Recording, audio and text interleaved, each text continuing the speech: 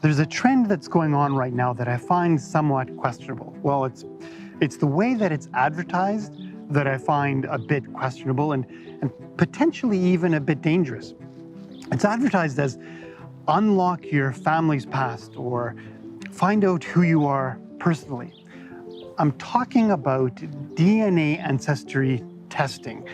And I believe that people who live abroad or those that have lived abroad will understand what I'm talking about. Now, bear with me as I explain this. Commercials used to market these tests often show an individual completely changing how they look at themselves culturally because of the results that they receive. In one, a man who used to think that he was German finds out that his DNA is actually Scottish. That doesn't sound so questionable, you might think. It sounds kind of cool. And you'd be right, that does sound cool and really interesting. Let me be clear, I'm just as interested in my DNA as everyone else. It's not finding out where my DNA is from that I find questionable. It's what one does with that information that I think can be potentially wrong. Yeah, let's back up a bit here. Humans have been migrating around the world since the beginning of man. Our ancestors came out of Africa, spreading north and east, and over thousands of generations, we developed and shared specific genetic traits. Where it starts to get a bit murky and confusing is that long after our ancestors began to settle in certain geographical areas, technology advanced to the point where we started to either or both conquer and trade with cultures in different regions. For most of human history, there were no borders, just different regions. Anyone was free to travel anywhere they wished, and unless they were deemed to be a threat, the likelihood was that they would either keep on traveling or simply take up roots. This could mean, of course, taking on a family.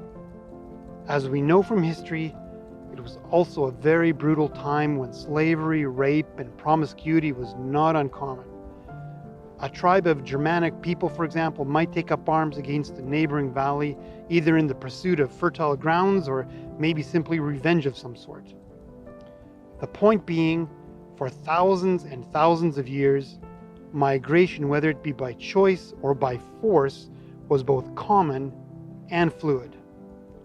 It should come to no one's surprise that everyone alive right now, regardless of where you live or which culture you identify with, is made up of a cocktail of DNA from all around the world. Let's get back to that commercial.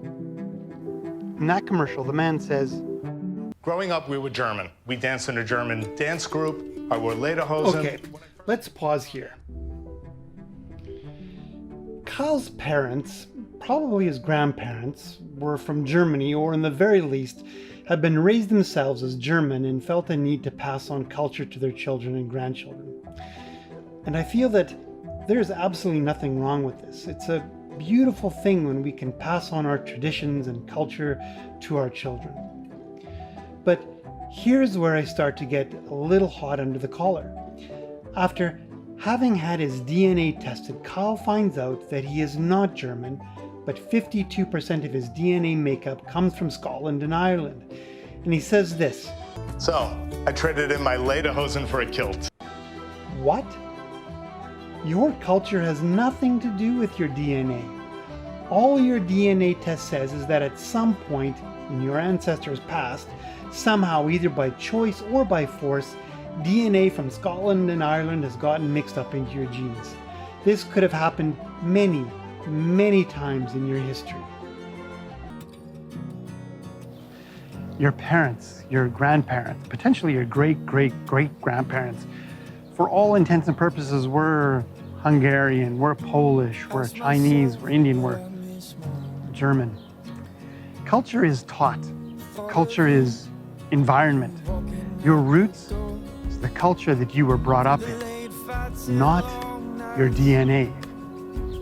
If you're interested in your DNA for health reasons or for simply interest's sake, that's great.